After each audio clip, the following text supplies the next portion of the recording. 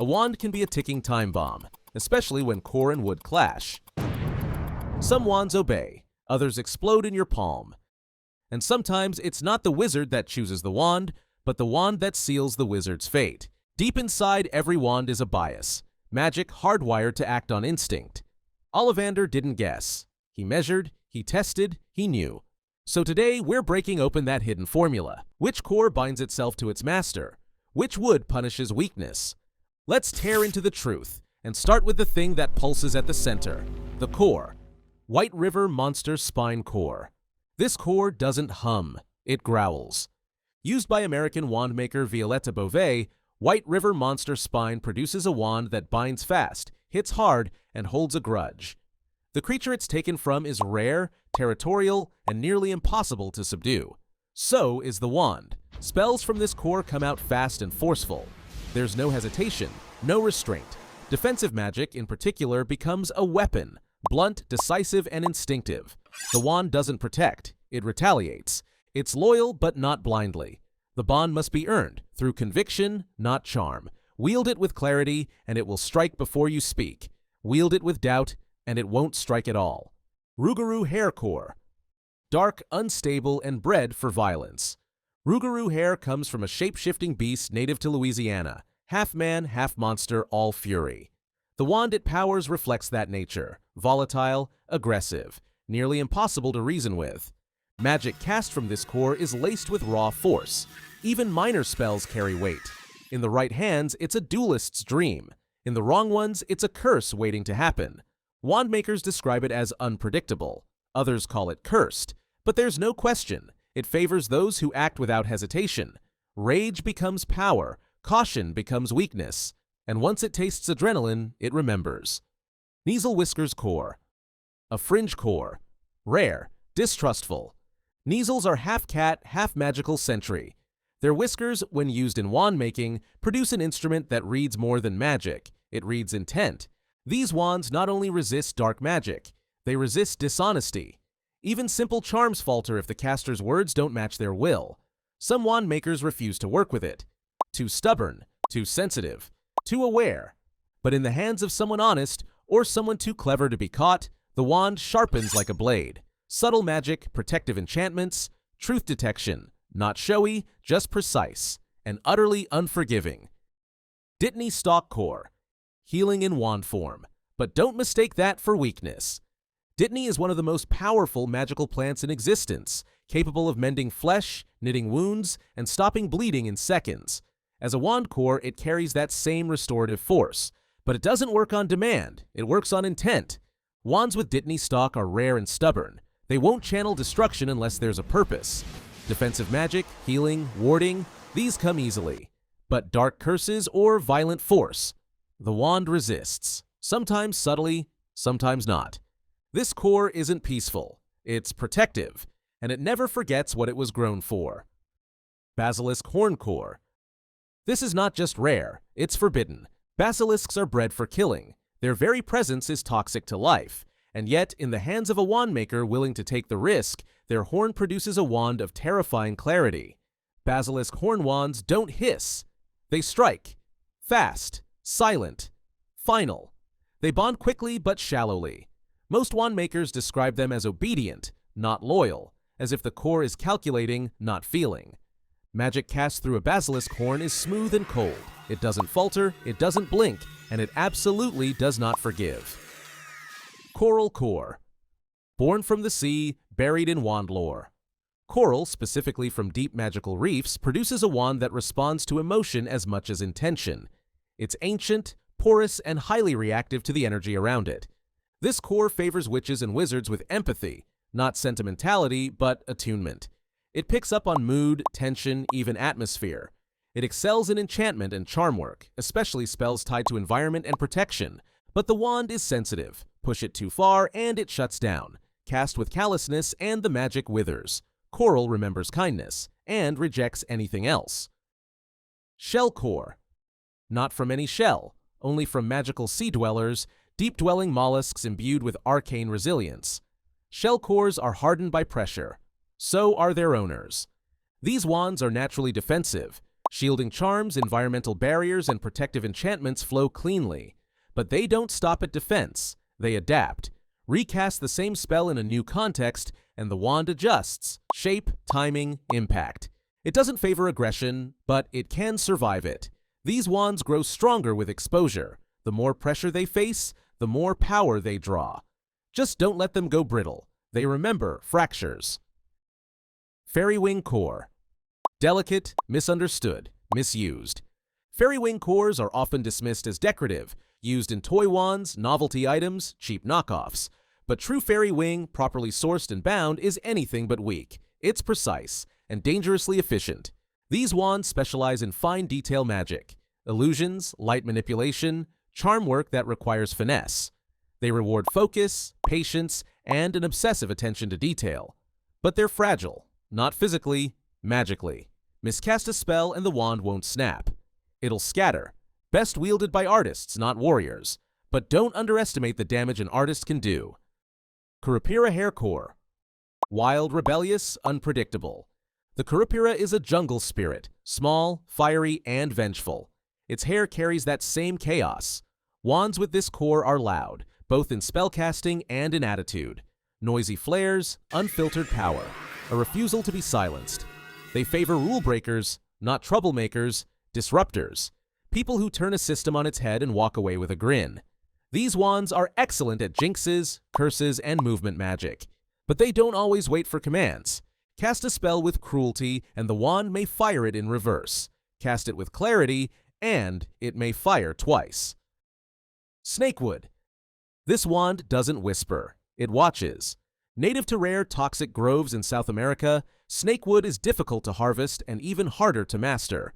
Its wands are striking to look at, dark, coiled, and veined like something alive. And that appearance reflects the core truth. Snakewood wands don't serve lightly. They bond with those who embrace risk, those who move with precision, speak little, and act only when the odds are tipped in their favor. Its magic is defensive, venomous, and often reactive, waiting for the right moment to strike. Some wand makers refuse to work with it, not out of fear, out of respect. Because once snakewood chooses you, it watches everyone else like prey. Acacia. Acacia wood is selective. Not rare, just particular. Many wand makers say it refuses to perform simple spells. Not because it can't, but because it won't. These wands choose their owners carefully, and once chosen, they don't take kindly to being passed on. They respond best to masters with subtlety, not showmanship. Someone who acts with precision, not noise. Powerful in the right hands, completely inert in the wrong ones. And even in the right hands, it keeps secrets. Most spells cast with an acacia wand don't look impressive. They just work. Alder. Contrary to what its softness suggests, alder wood doesn't bend. It obeys, always, but only once. Wands made of alder are known for their unwavering loyalty. They bond quickly and resist separation. Not out of affection, out of alignment. These wands don't care about charm. They care about purpose. They favor nonverbal magic, quiet spells, strong silence. If you find yourself explaining your intent, an alder wand probably wasn't meant for you. It responds to those who know what needs doing, and do it. Apple. Applewood wands are rarely sold, not because they're weak, because they're dangerous in the wrong hands. Traditionally associated with charm, life magic, and enchantment, apple wands carry a quiet intensity. They favor users who are pure-hearted, not innocent, but incorruptible. People with a vision. People with a burden. When paired with the wrong core, they've been known to malfunction, not by exploding, but by misfiring in subtle, disorienting ways. The result? Spells that work, but not how you expected. The magic is strong, but the wood has limits. Break its values and it breaks you. Aspen. Favored by duelists. Feared by cowards. Aspen wands are drawn to those with nerve, not noise. The bold, not the brash. There's something about this wood that sharpens reflexes, accelerates decision-making, and refuses hesitation. Used properly, it's a surgical weapon. Clean magic, fast strikes, precise execution. But it does not tolerate insecurity. Doubt clogs the magic. Emotion slows it down. This wand doesn't care why you fight, only that you never flinch. Beech. Beech is the wood of quiet wisdom. Not age, understanding.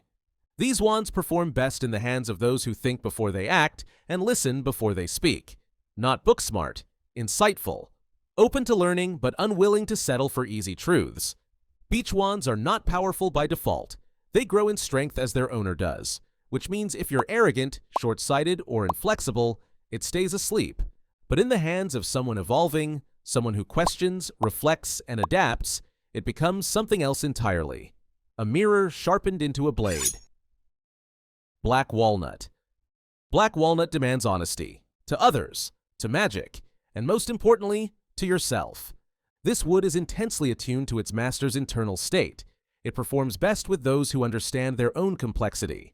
Someone unafraid of contradiction, capable of nuance. It sees through facades, even ones the wielder doesn't realize they've built. Wand makers say black walnut becomes dangerous when paired with delusion. The more you lie to yourself, the more unstable it becomes. Mastery comes not from power, but from truth, and once found, it doesn't let go. Cherry. Cherry wood looks delicate.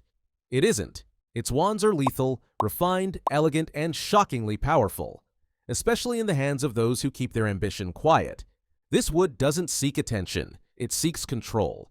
Paired with a proper core, cherry wands have been known to produce devastating magic, sometimes without warning. They don't misfire, they overperform. Japanese wand makers once considered cherry the mark of those destined for greatness, not because of raw skill, but because they understood silence, restraint, and when to break it. Dogwood. Dogwood is wild magic. These wands are whimsical, chaotic, and loyal to only one thing: instinct. They cast fast, sometimes without permission, and often with flair.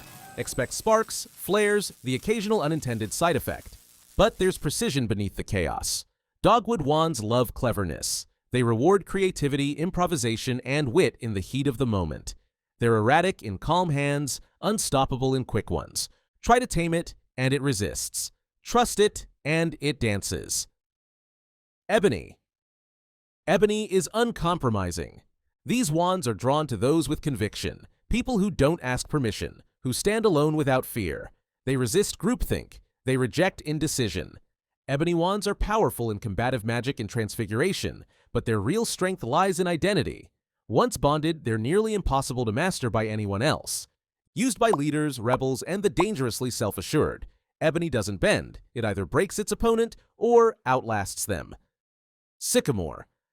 Sycamore wands burn for discovery. They're drawn to restlessness, not chaos, but curiosity. Their ideal owner is never content, always reaching for something just out of sight. A new spell, a new boundary, a new way to do what's never been done. When challenged, they ignite. When bored, they decay. Quite literally, sycamore wands that go unused have been known to burst into flame, not from failure, from frustration. These wands reward boldness, hunger, and a refusal to settle. Just don't let them sit still too long. Elm. Elm wands are confident, dangerously so. They produce magic that's graceful, precise, and rarely prone to error, which is why their owners often believe they're superior. And sometimes, they are. Wandlore holds that elm favors purebloods, not by design, by tradition. It responds to pride, lineage, and certainty of purpose. But it's not about blood, it's about belief. If you know who you are, elm strengthens it. If you don't, it finds someone else who does. English oak. This isn't just wood, it's weight. English oak is tied to ancient magic, grounded, unshakable, and deeply loyal. Often found in the wands of protectors, defenders, and those who stand when others run. It doesn't burn bright, it burns steady. Elemental magic flows cleanly through it, especially spells tied to earth and weather, but its true strength lies in endurance. This wand outlasts everything: fear, pressure, even betrayal. Break its trust and it won't lash out. It'll simply never speak again. Firwood.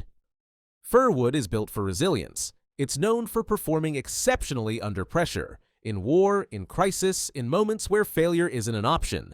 These wands sharpen in conflict. They don't wear down. They dig in. Owners of fir wands are often focused, intense, and utterly composed in chaos. Not emotionless, just clear. There's no room for panic, no room for doubt. The wand senses it and punishes it. Control the moment, and fir grants you precision few others can match. Hazel. Hazelwood is alive. Not literally, but close enough. These wands are deeply tied to their master's emotional state. Anger makes them flare, doubt makes them stutter, but when in harmony, they cast with uncanny grace. Hazel wands are especially powerful in divination and sensory magic. They seem to know when danger is near or deception is present, but they're demanding. Emotionally erratic owners burn them out quickly.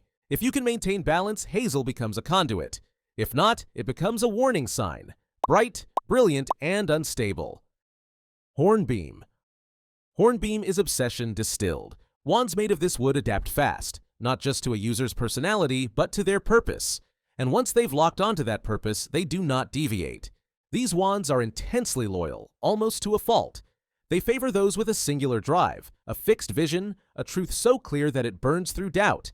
Their magic grows stronger the more narrow the goal.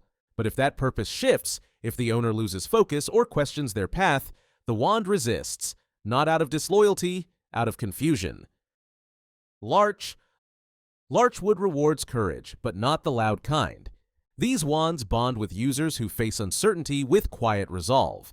Their magic feels warm, expansive, and often surprising, not because the wand is unpredictable, but because the caster discovers strength they didn't know they had.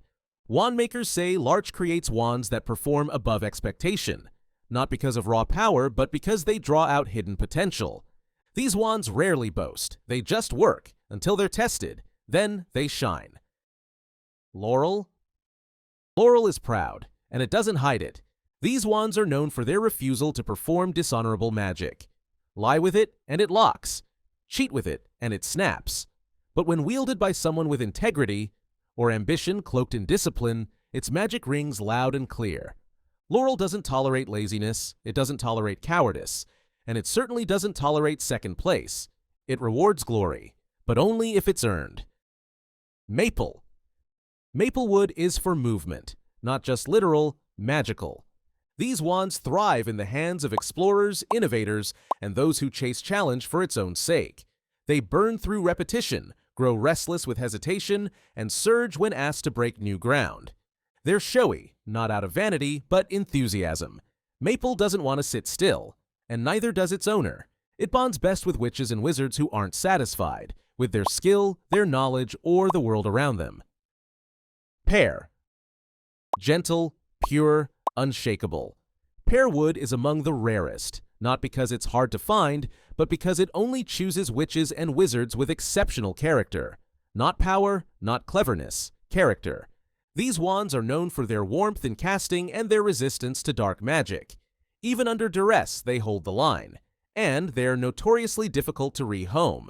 A pear wand bonds once, then it stops looking. They're not flashy, but when used with kindness and conviction, they become something few others can match. Incorruptible. Pine. Pine wands are long-sighted. They favor owners with a clear inner path, even if that path is solitary. These wands bond deeply with independent thinkers, those who resist outside influence and carry a quiet certainty in their convictions. They're particularly strong in magic involving the mind, legilimency, prophecy, long-range enchantments. Not flashy, not brute force, but strategic. Calculated. Pine doesn't beg for loyalty. It assumes it, and if broken, it rarely returns. Poplar. Poplar wood doesn't ask questions. It follows orders as long as they're just. This wand is dependable, rigid in moral compass, and consistent under pressure. It doesn't seek greatness, it enables it. With a clear command and a steady hand, Poplar becomes an instrument of pure execution. It struggles with ambiguity. Cast a spell with mixed intentions, and it will hesitate. But if your purpose is firm, even under fire, Poplar will not let you down. Red Oak. Speed, reflex, fire. Red Oak wands are dual-ready, quick to draw, quicker to strike. They favor hot-blooded casters who trust their instincts, especially in moments of tension. Precision isn't their strength, timing is. Wand makers say these wands almost vibrate in combat. They come alive under threat. That's both their weapon and their flaw. If you hesitate, they slip. But if you lean in, if you let the magic move before the mind catches up, you'll strike before your opponent knows you've moved. Redwood. Redwood doesn't just survive, it adapts. These wands have a reputation for bringing luck to their owners. Not by chance, by alignment. Redwood seeks witches and wizards who stay calm under pressure, who don't fold when the odds tilt, and who carry the kind of confidence that makes fortune follow. They're steady, light in the hand, but deceptively strong. Most Redwood wand owners don't rely on luck, but they don't seem to need it either, because when this wand trusts you, the tide tends to turn. Rosewood. Beautiful, unassuming, lethal. Rosewood carries a quiet strength. Historically favored by wand makers in Eastern Europe and Asia, it's known for producing exceptionally graceful magic, refined, delicate, and devastating in silence. It's drawn to witches and wizards who mask their talent, the kind who don't posture, don't brag, but dismantle their opponents with surgical precision. It thrives in charm work, healing, and transfiguration, but it's just as effective in duels, if provoked. Rosewood doesn't flare. It cuts. Slowly, elegantly, permanently. Rowan. Rowan is protection, distilled. These wands are fiercely defensive, resistant to the dark arts, and nearly impossible to corrupt. They favor clear intentions, steady hearts, and users who cast not out of anger, but purpose. Their magic is clean, bright, and difficult to manipulate. A Rowan wand does not make bargains. It does not bluff. It casts what needs casting and nothing more. Wand makers say it often chooses the quiet ones, but in a duel, quiet turns lethal fast. Silver Lime. Silver Lime hums. It vibrates faintly in the presence of magic, especially unseen magic. These wands have a particular affinity for seers, legilimens, and those who operate just outside the visible edge of spellwork. They're highly sought after, not just for their sensitivity, but for their responsiveness. A Silver Lime wand doesn't wait for instructions. It listens, it anticipates, and it often amplifies spells related to perception, illusion, and insight. In the hands of someone unaware, it's restless. But in the hands of someone attuned, it becomes something else entirely, a conductor of what others miss. Wands are only as powerful as the spells they cast, and when it comes to spell creation, no student, or even teacher, left a darker mark than Severus Snape. Let's take a look at the spells he invented and why most of them were never meant to be used.